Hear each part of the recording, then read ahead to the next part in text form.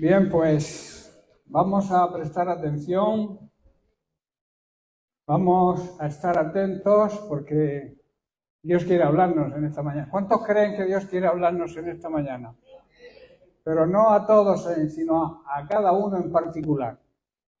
Cuando venimos a la iglesia, venimos con un propósito, y el propósito es que Dios nos hable.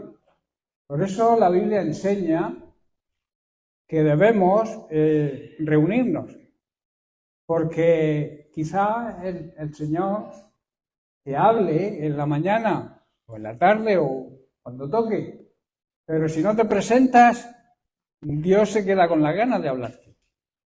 La Biblia enseña que tenemos que reunirnos y no hacer como algunos tienen por costumbre de quedarse en casa.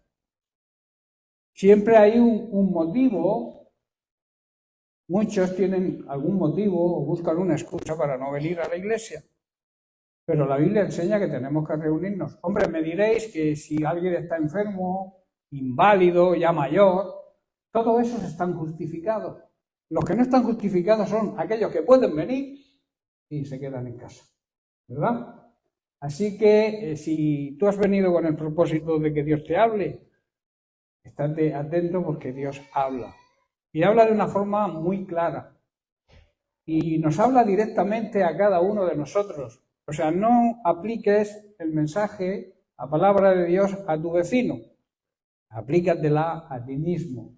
Porque Dios nos habla de una forma colectiva a la iglesia, pero también de una forma particular a cada uno de nosotros. Bien, pues bienvenidos a todos. Lo primero, un abrazo en el amor del Señor. También a aquellos que nos siguen a través de redes sociales. Les mando un saludo. Y vamos a seguir tratando, ya quedan pocas semanas, pero todavía hay tema para hablar del amor de Dios. Seguimos en este tema. Es un tema muy importante, saber lo que Dios nos ama, ¿verdad?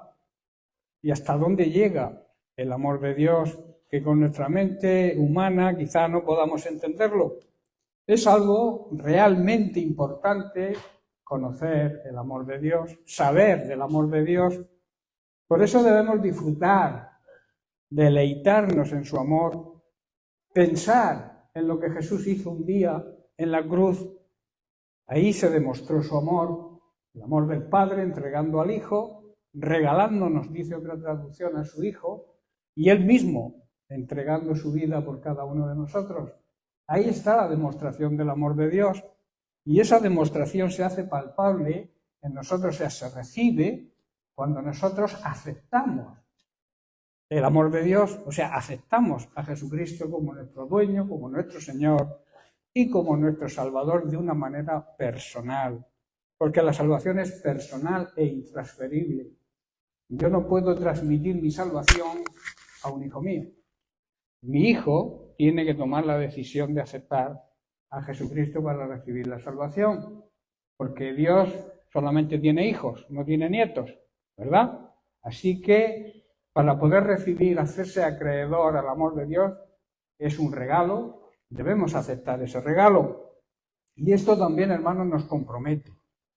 El amor demostrado en la cruz del Calvario debe controlar nuestra vida, debe comprometernos. Así lo expresa el apóstol Pablo en su carta segunda a los Corintios, en el capítulo 5, verso 14. Dice, así sea de una manera o de otra, el amor de Cristo nos controla, que quiere decir nos obliga y nos compromete. Ya que creemos que Cristo murió por todos lo creemos, ¿verdad? Creemos que Cristo murió por todos. Luego todos tenemos un compromiso y una obligación con Dios, que es morir a nuestra vieja manera de vivir, ¿verdad? Por eso el compromiso es ser ejemplo, vivir en santidad y hablar el amor de Dios a los demás. Pero no solamente hablarlo, sino demostrarlo con obras, con hechos. Hemos estudiado profundamente el entendimiento, cómo entender el amor de Dios y también cuál es la grandeza de su amor. Y estamos tratando el punto de experimentar, que debemos experimentar el amor de Dios. El amor de Dios se experimenta primero entendiendo que el amor de Dios es un amor incondicional. Es un amor que solamente exige recibirlo, ser aceptado. es la única exigencia. También debemos, para cumplir esa derramación, esa experimentación del amor de Dios en nuestra vida, debemos entender que hacen falta algunos requisitos para que el amor divino de Dios se manifieste en nosotros. Y en primer lugar es tener un corazón limpio, un corazón sensible a la voz de Dios, humilde, un corazón también limpio, una buena conciencia. Es necesaria una buena conciencia, que la conciencia nuestra no nos acuse. Y en tercer lugar, una fe no fingida. La fe no se basa en decir que tenemos fe. La fe se basa en demostración. O sea, si decimos que tenemos fe, debemos demostrarlo con hechos. Y aquí quiero hacer, abrir un paréntesis sobre unas palabras, un versículo del apóstol Santiago, en su carta, capítulo 2, versículo 26, donde nos dice: porque como el cuerpo sin espíritu está muerto, un cuerpo cuando el espíritu sale de él, muere, ¿verdad? Nuestra carne muere y dura 3 días en corromperse. Por eso hay que enterrar el cuerpo. Y añade, así también la fe sin obras está muerta. Aquí muchas veces, y es una realidad y lo entendemos así, y es verdad, que cuando uno dice que tiene fe, tiene que demostrarlo dando pasos de fe. Pero hay otra dirección en la cual yo quiero hacer un énfasis. Nuestra fe es una fe muerta cuando no predicamos el Evangelio. Me explico. Cuando tú la fe que tienes no la explicas a la gente que te rodea, a los incrédulos, tu fe es una fe muerta. ¿Estás comprendiendo? Si yo digo que creo, esa creencia me compromete a compartir mi fe con los demás. Por eso, si yo digo que tengo fe, tengo que demostrárselo a los demás, predicándoles de Cristo, que es en quien yo creo. ¿Estáis entendiendo? Es un punto que quizá no hayamos profundizado nunca en este aspecto de las palabras de Santiago, pero es una realidad que es así. Cuando tú dices que crees, tienes que demostrarlo, predicando el Evangelio a los demás, saliendo de las 4 paredes en donde estamos. Y aquí hay una historia que quiero pasar por encima quiero hacer un recordatorio. Cuando Pedro estaba en la cárcel, Herodes había matado a Santiago, el hermano de Juan, y para congraciarse con el pueblo. Y había encarcelado a Pedro para matarlo al día siguiente. Y dice que la iglesia oraba por él. La iglesia estaba orando por la liberación de Pedro, porque digamos que Pedro era el cabecilla de la secta, según ellos, que eran los cristianos. Claro, Herodes pensó, si le corto la cabeza al cabecilla, acabo con esta secta. Pero dice que la iglesia oraba para que Pedro fuera liberado. ¿Qué ocurre cuando la iglesia ora? ¿Creemos en los ángeles? Los ángeles son espíritus ministradores que Dios envía para ayudarnos, para protegernos, para liberarnos. Y dice que mientras Pedro estaba encarcelado y la iglesia oraba, en una casa donde se metieron a orar por Pedro, dice que Dios envió un ángel y llegó a Pedro y le dijo: levántate, cásate y sígueme.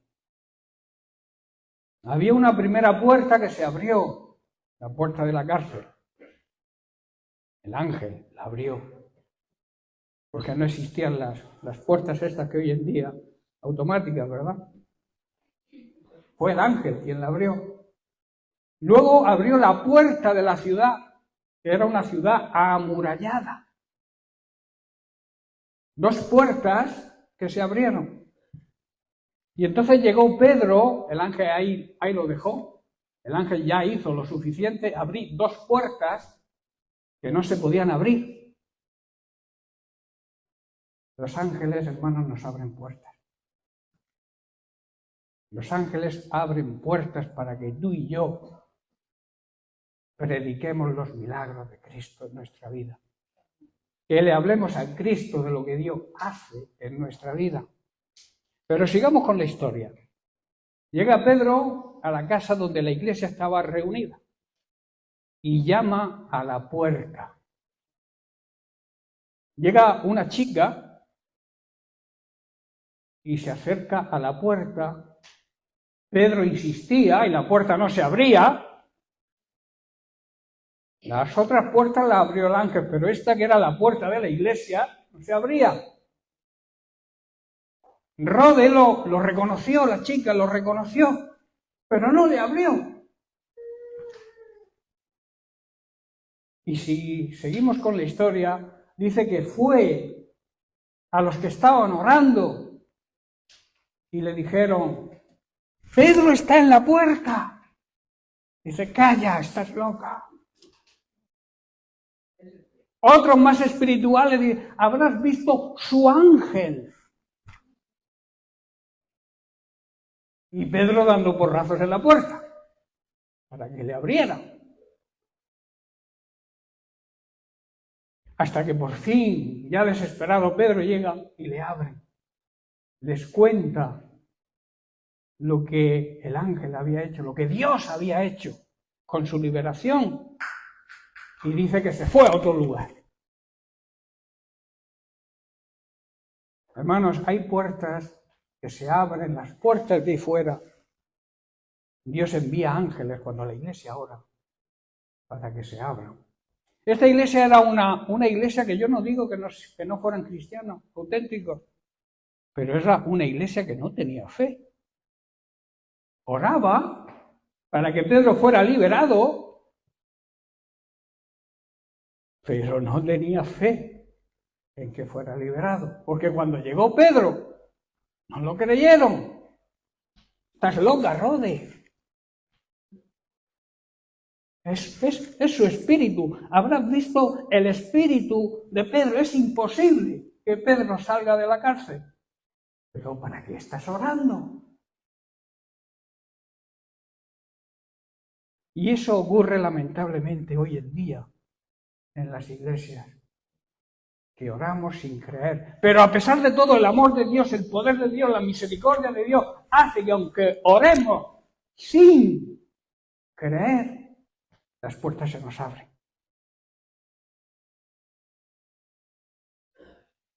Había un señor que fue por primera vez, era un asiduo ya a la iglesia, y el día en que se convierte, estaba yendo, digamos, de oyente, y un día se convierte y comienza a leer la Biblia.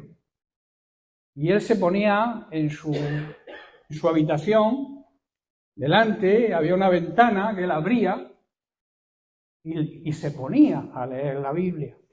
Y él tenía un problema, porque delante de la ventana había un monte que le impedía ver el paisaje. Y él se lamentaba de eso. Y un día leyendo en la Biblia dice que leyó: si tuvieres fe y le dijeras a este monte, quítate y échate en el mar, se quitará. Y el hombre dice: he aquí mi versículo. Voy a orar para que ese monte desaparezca y me deje ver el paisaje. Ora al Señor: Señor, te pido en el nombre de Cristo, como dice tu palabra, que este monte desaparezca y se eche en el mar. Se echa a dormir. Y otro día en la mañana abre la ventana. ¿Y qué había? El monte seguía allí. ¿Y sabéis qué dijo él? ya sabía yo que esto no era posible. ¿Con qué fe oró ese hombre? Si ya sabía que no se iba a quitar el monte. Dios respalda la fe verdadera. Tú tienes un monte, ora con fe y el Señor enviará a su ángel para que te ayude a superar cualquier problema que tengas. Pero debes creerlo de verdad. Debes creerlo de verdad. Porque si no es una fe genuina y auténtica, Dios no la respalda. Por amor, quizá, a terceras personas, pueda hacer milagros fuera. Pero nosotros aquí estamos entre cuatro paredes. Hermanos, si tienes fe de verdad en Dios, si crees de verdad en Dios, ven aquí a fortalecerte, a instruirte, a prepararte para predicar allá afuera. Que es donde Dios va a hacer que las puertas se nos abran. Un ejemplo es el teatro que el Señor ha hecho que nos lo dejen para que podamos dar testimonio de nuestra fe el próximo viernes. Eso es una puerta que Dios ha abierto. ¿Nos vamos a quedar en casa? ¿Nos vamos a hacer otra cosa que digamos es más importante para nosotros? ¿O vamos a respaldar lo que Dios ha abierto, la puerta que Dios ha abierto? El pueblo de Mula necesita que la iglesia de Mula, la verdadera iglesia que hay en Mula, que es la iglesia que basa su doctrina en la doctrina de los apóstoles, y no hay ninguna contaminación, ni hay levadura, falsas levaduras.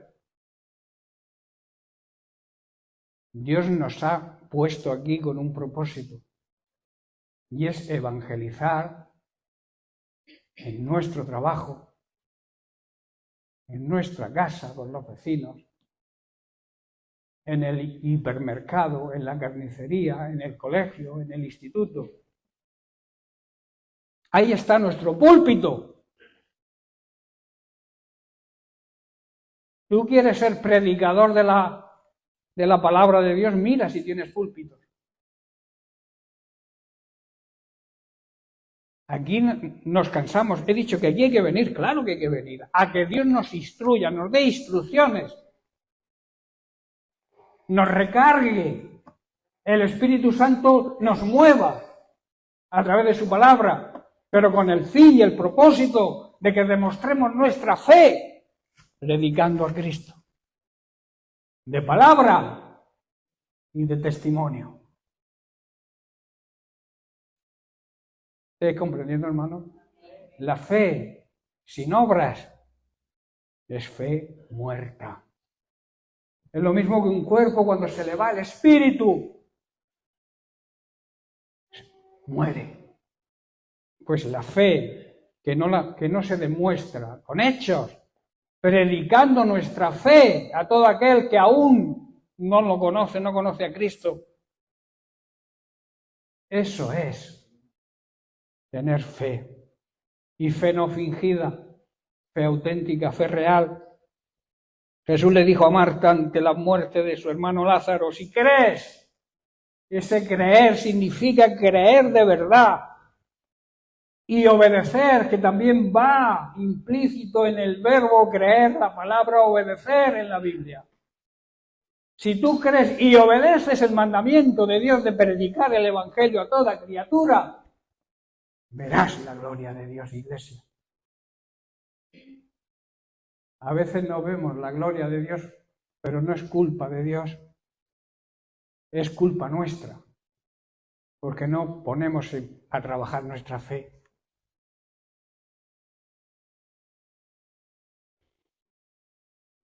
Hermanos, la fe auténtica mueve la mano de Dios. Y Él envía a sus ángeles, que son espíritus ministradores, al servicio de Dios. Ellos están ahí pendientes solamente a que Dios les dé la orden. ¡Ven! ¡Ve! a casa de Walter, ayúdale en su problema, a casa de Carmen, sánala, a casa de cualquier hermano que tenga un problema, ahí están los ángeles, pendientes de la orden de Dios. Pero para eso debemos creer. Y creer de una manera sencilla. El problema de la iglesia de Pedro era que era una iglesia encerrada. Yo no quisiera que nuestra iglesia fuera una iglesia encerrada entre cuatro paredes, sino que fuera una iglesia que trabajara ahí fuera, en el pueblo donde Dios nos ha puesto. Es muy bonito lo que hacemos aquí, todo lo que hagamos, pero debemos hacerlo con el propósito de hacer nuestro trabajo ahí fuera. El problema que tenía esta iglesia, aparte de ser una iglesia que no tenía fe, es que estaba encerrada, de puertas para adentro. Si viniera Jesús y llamara a la puerta y nosotros estuviéramos allí en nuestros, yo qué sé, nuestros programas, nuestro orden, ¿le abriríamos la puerta? A lo mejor habría alguien como Rode que tenía fe y fue. Pero muchos le dirían, ¿dónde vas? Loca, loco, ¿cómo va a estar Jesús en la puerta? No sé si estamos aprendiendo algo esta mañana.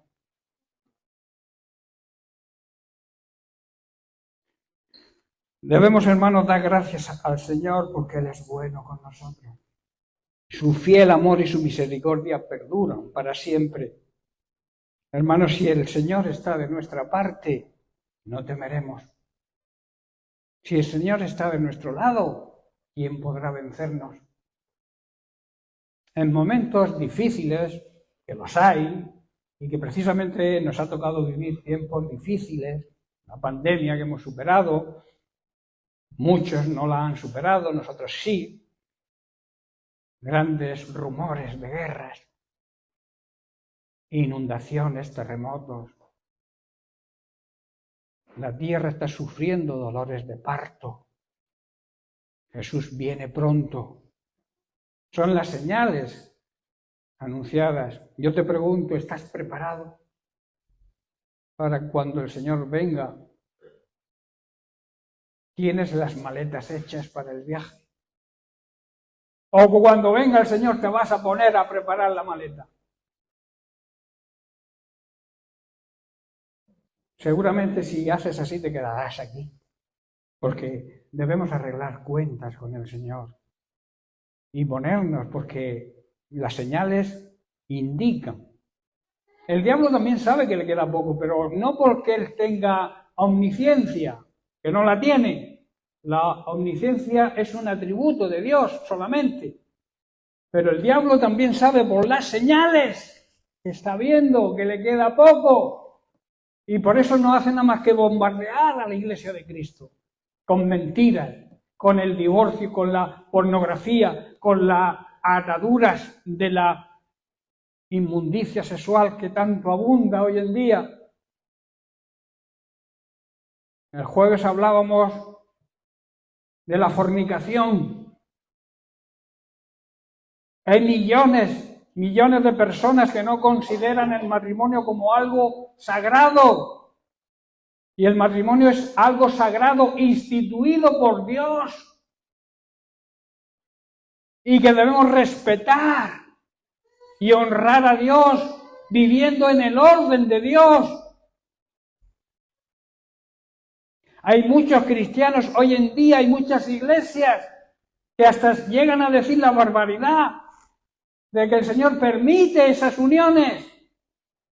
Eso es una falacia, eso es una gran mentira de Satanás, que como he dicho sabe que le queda poco y ataca a la iglesia de esta manera.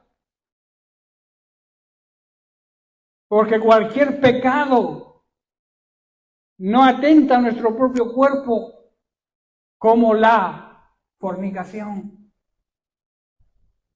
Y fornicar es practicar sexo fuera del matrimonio. Así de claro, y no hay excepciones. Si eres un hijo o una hija de Dios y vives en esa situación, cambia tu vida.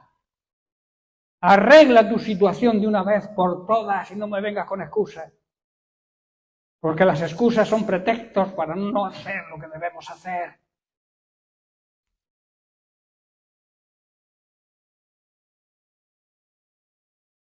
Jesús hablaba así de claro. Pablo decía, huid de la fornicación. ¡Huid! ¡Salid corriendo! Como hizo José. En este caso, huir es de valientes, no de cobardes. El que mantiene viviendo en inmundicia sexual, porque la fornicación es una inmundicia sexual, debe huir, debe darse cuenta de que nosotros no controlamos el tiempo, no sabemos el tiempo que vamos a estar aquí en esta tierra, no lo sabemos ninguno, igual mañana alguno de nosotros ya no está, porque no tenemos fecha de caducidad como los yogures. Sabemos que un día partiremos, claro, eso sí lo sabemos, pero ¿cuándo? ¿Estás preparado por si fuera hoy mismo? ¿Tienes las maletas hechas? ¿Tu vida está en orden? Para que cuando venga el Señor no tengamos que salir corriendo avergonzados, dice la Biblia, ¿no?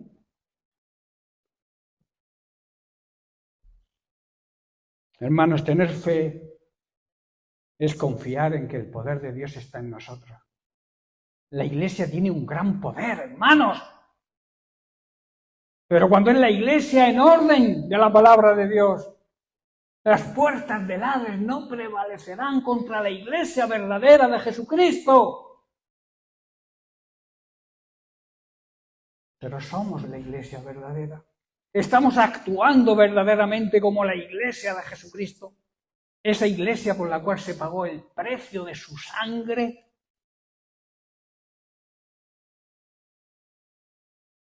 Os veo muy callados. No oigo ni un amén. ¿O es que os habéis vuelto de repente todos sordos?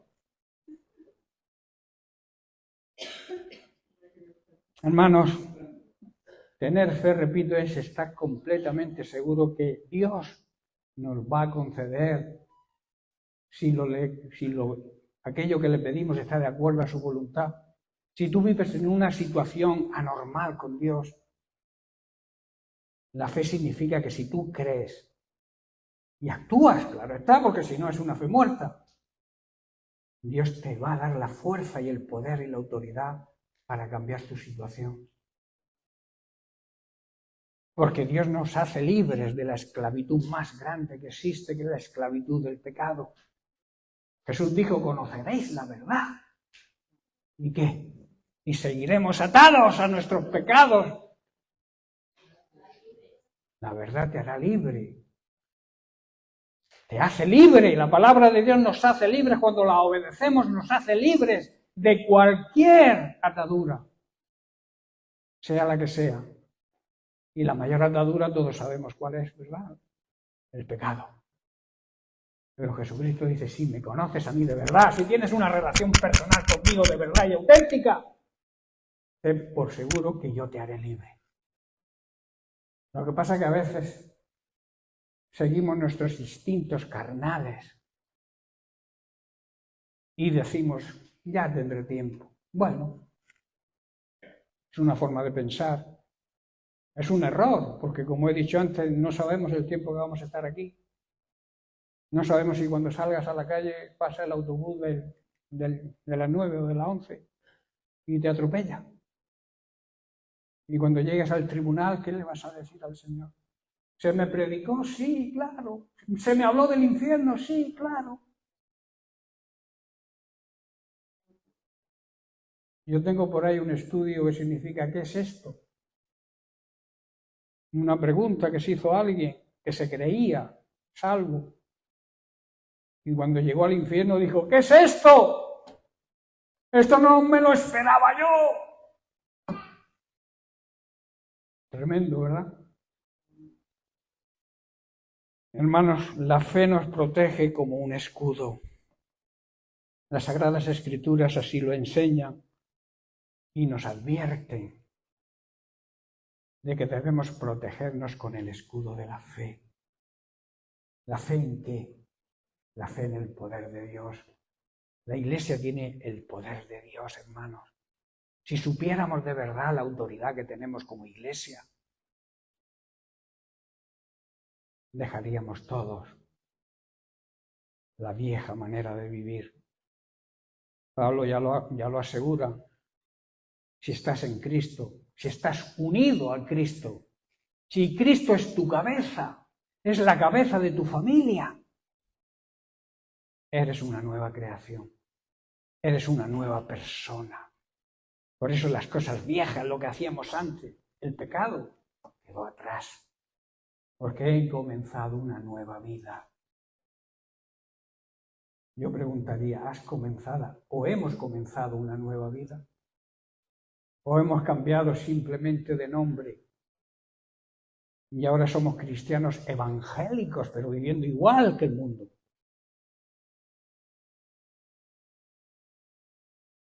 Hermanos, el escudo es una parte importante de la armadura de Dios, con la que todo creyente debe protegerse y así poder apagar los dardos que nos envía Satanás, sus mentiras, sus maquinaciones.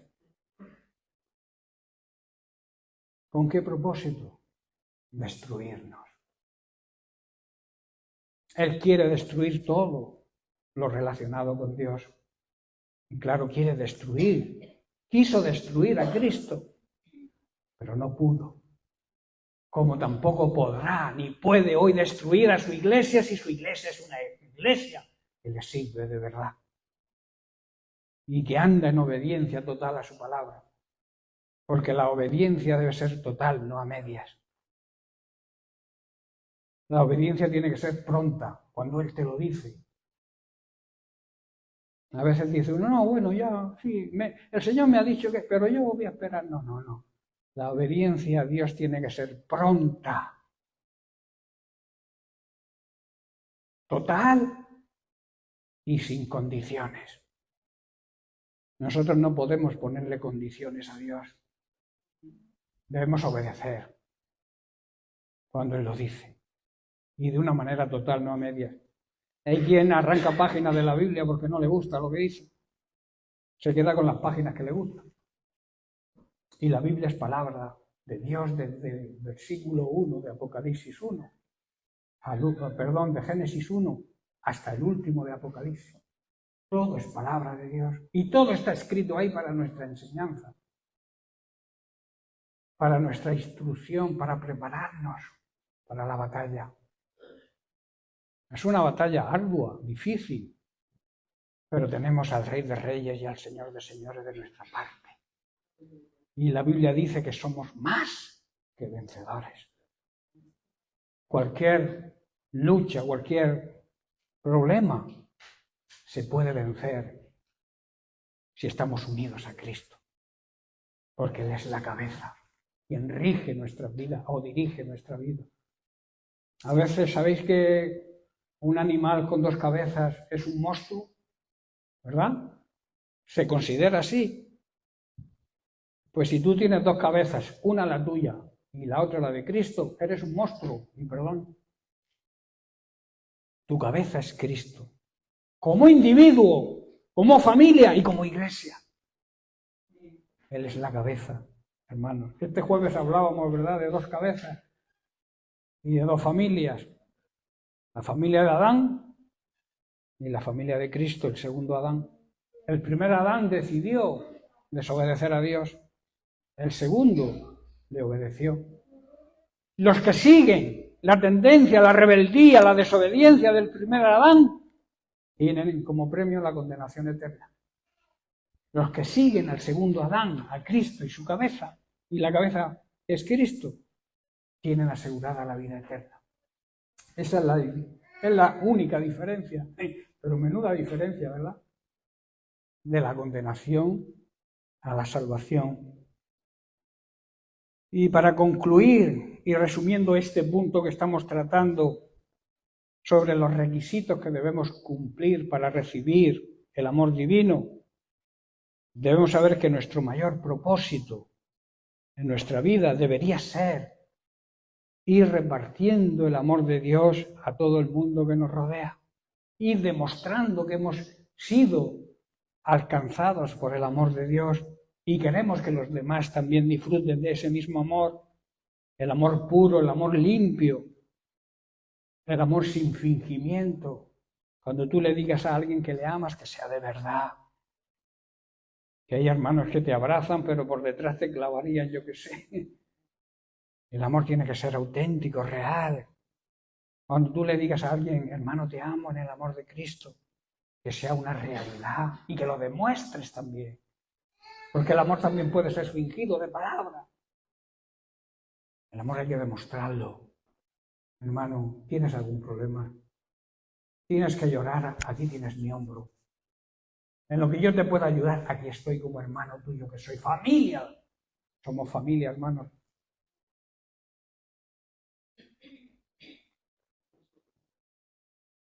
Ese amor, hermano, se recibe por gracia. El amor de Dios se recibe por un regalo de Dios, porque Él así lo decidió, tomó la iniciativa de regalarnos el amor de Dios. El título de lo que vamos a hacer, no este viernes, sino el sábado, en Murcia, en la Plaza de los Apóstoles, el título del evento es «Ha nacido el amor». Nace Cristo, nace el amor. Pero debe nacer ¿dónde? En nuestro corazón. Pablo en Romanos dice que el amor de Dios ha sido derramado en nuestro corazón por el Espíritu Santo que nos fue dado en el momento que nos convertimos. Es un regalo, es gracia. Y la Biblia dice que lo que hemos recibido de gracia, debemos dar de gracia. Debemos ser como canales de riego. No balsas donde se almacena el agua y se va almacenando y no hay salida. Y tenemos que ser canales de bendición para los demás. Que el amor entre en nuestras vidas, pero también salga hacia los demás. Que reguemos todo este pueblo de mula de amor. El verdadero amor, que es el amor sin fingimiento, sin egoísmo. Hay quien ama por egoísmo. Hay quien exige ser amado. Y eso es un error, porque lo que se siembra se recoge. Si tú siembras amor, vas a recibir amor. Primero da y luego recibe. Si todos damos, todos vamos a recibir, ¿verdad? Ahora, como seamos rácanos, ¿sabéis cuál es nuestra mayor deuda? La Biblia dice que no debamos nada a nadie, solamente el amarnos. Porque en el amarnos siempre estamos en deuda. Porque necesitamos amarnos cada día más. Por eso estamos en deuda. ¿Verdad? Por eso dice la palabra de Dios, así lo dice, no debáis nada a nadie, solamente el amaros unos a otros. De la misma forma que Cristo nos amó. Procuremos, hermanos, tener un corazón limpio, un corazón sensible, una conciencia, esa voz que nos habla, que a veces está cauterizada por la suma de pecados que vamos acumulando y callamos la voz de la conciencia. Otros se justifican poniendo excusas sobre lo que la conciencia les muestra. Todo el mundo lo hace, ¿por qué no yo? Porque tú eres un hijo de Dios. Y los hijos de Dios tienen un compromiso con Dios y con su palabra. Si decimos que creemos, vuelvo a repetir, tenemos que demostrarlo con hechos. Así estaremos agradando a nuestro Dios y Padre Celestial. Hermanos, la fe y la confianza provoca que la mano de Dios y su poder se desate en nuestro favor. De ahí la necesidad, como le dijo Jesús a Marta. Si crees, si crees de verdad, si andas en obediencia a la palabra de Dios, veremos la gloria de Dios. Las Sagradas Escrituras nos enseñan, por último, y nos advierte que debemos protegernos con el escudo de la fe, ese escudo que nos prevalece de todas las mentiras y maquinaciones y trampas del enemigo, y también que usemos el casco de la salvación, el yelmo, dice la Biblia, de la salvación. El yelmo es el casco que se ponían los guerreros en la cabeza para proteger la cabeza, porque la cabeza es un organismo, es un órgano vital en el ser humano.